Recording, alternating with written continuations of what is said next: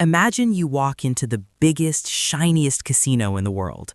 The carpets are plush, the lights are blinding, and everyone around you seems to be getting incredibly rich. The guy running this casino isn't a mob boss in a tailored suit. Instead, he's a 20-something kid wearing a wrinkled t-shirt, cargo shorts, and a messy mop of curly hair. He's sitting in a beanbag chair playing video games during multi-million-dollar business meetings. His name is Sam Bankman-Fried, and he just built a $32 billion empire in less than 3 years. To the outside world, Sam was a certified genius. He was the golden boy of the financial world. He promised to give all his billions away to charity. He hung out with politicians, celebrities, and world leaders. He even put his company's logo on major sports arenas and bought Super Bowl commercials to tell you that his casino was the safest place on earth to keep your money. His company was called FTX, and it was a cryptocurrency exchange. Now, a crypto exchange sounds complicated, but it is actually extremely simple. Imagine a giant vault. You want to buy a digital coin and someone else wants to sell one. FTX just acts as the middleman. They introduce you to, take a tiny fee for making the introduction, and put your digital coins safely in their giant vault.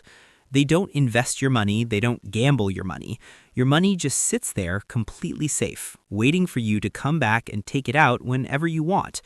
Or at least that is exactly what Sam Bankman-Fried told the entire world. But here is the dark, twisted secret that nobody knew. Sam wasn't just running the safe, boring casino.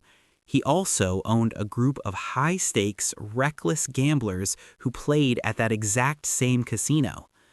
This separate company was a trading firm called Alameda Research. Before Sam started his shiny, trusted exchange called FTX, he started Alameda. Alameda's entire purpose was to buy digital coins and trade them to make massive profits. But trading is risky. Sometimes you win big, but sometimes you lose big. And to win big, you need a massive amount of money to place on the table. In the beginning, Alameda was doing okay, but they needed way more cash to make the really huge bets. So Sam had a brilliant, terrible idea. He built FTX. He invited millions of regular people to deposit their hard-earned paychecks, their savings, and their retirement funds into the shiny FTX vault. Then, when nobody was looking, Sam essentially opened a secret back door to that vault. He started taking the customers' money out of the vault and handing it straight to his gambling buddies at Alameda Research. Imagine putting your life savings into a bank vault, locking it, and walking away. Then, the bank manager immediately unlocks it, scoops your money into a duffel bag, walks across the street to the roulette table, and bets it all on black. If he wins, he keeps the profit and sneaks your money back into the vault. But what happens if he loses? As long as the crypto market was going up, nobody noticed a thing. Sam and his friends were living in a $30 million penthouse in the Bahamas. They were treated like royalty. But they had another problem. Even with billions of dollars of customer money being secretly funneled out the back door, the gamblers at Alameda still wanted to borrow more money from real banks to make even bigger bets. But real banks aren't stupid. If you want to borrow $1 billion from a bank, you have to prove you have something incredibly valuable to give them if you can't pay them back. This is called collateral. If you want a mortgage to buy a house, the house is the collateral. But Sam and his friends didn't have enough real assets to show the banks, so they just invented their own money out of thin air. This magical invented money was a digital token called FTT. Sam created millions of these FTT tokens. Because he owned the FTX exchange, he could list the token and let a few people trade it. He manipulated the price so it looked like one FTT token was worth a lot of money.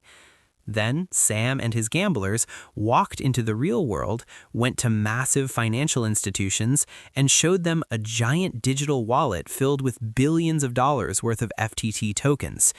They looked at the lenders and said, "Look how rich we are. We have billions of dollars of this FTT coin.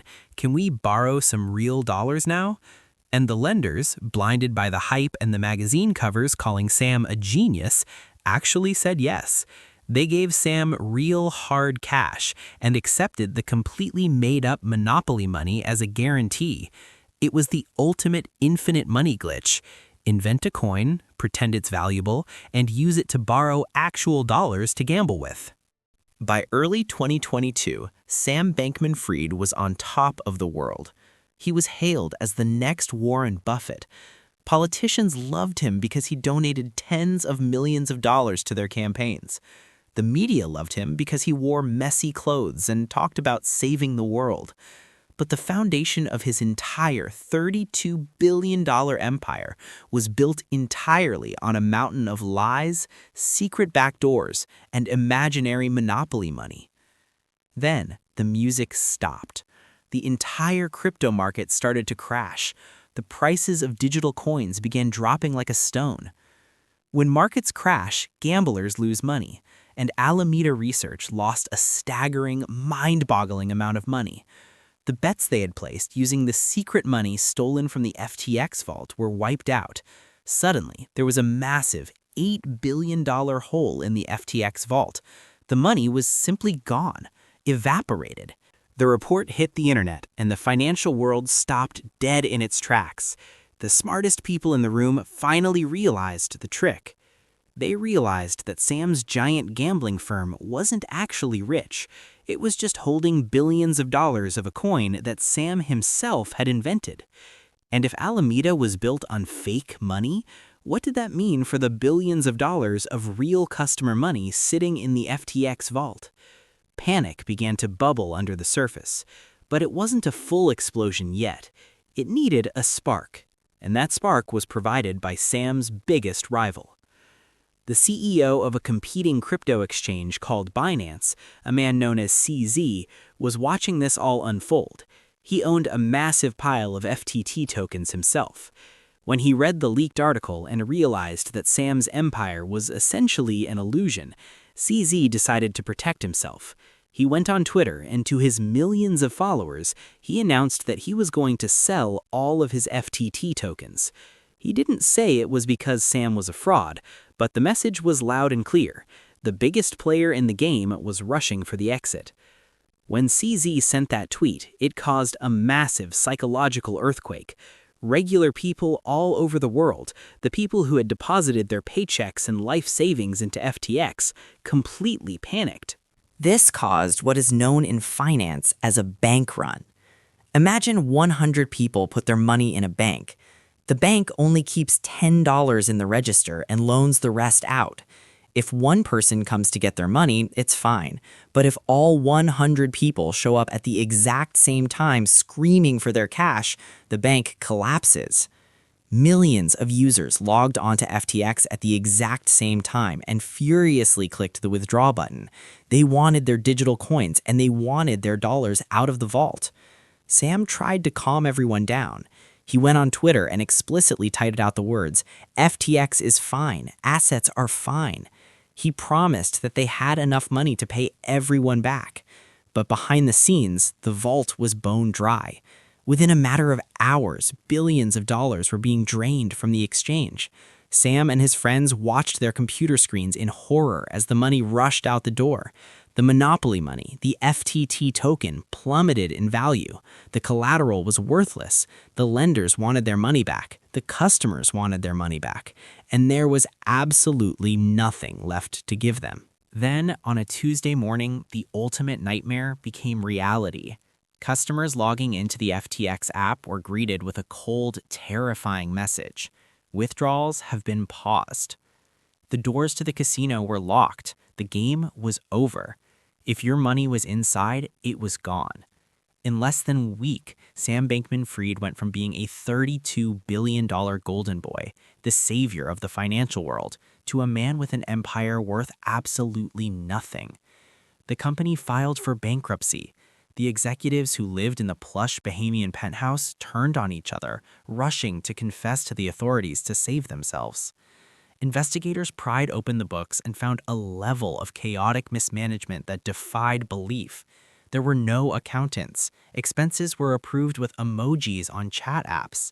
The multi-billion-dollar company was being run like a frat house. Sam Bankman-Fried was arrested, put in handcuffs and extradited to the United States. In front of a jury, the truth was laid bare. He wasn't a genius who made a few bad trades. He was a thief who built a $32 billion illusion. The FTX collapse didn't just wipe out the savings of millions of ordinary people.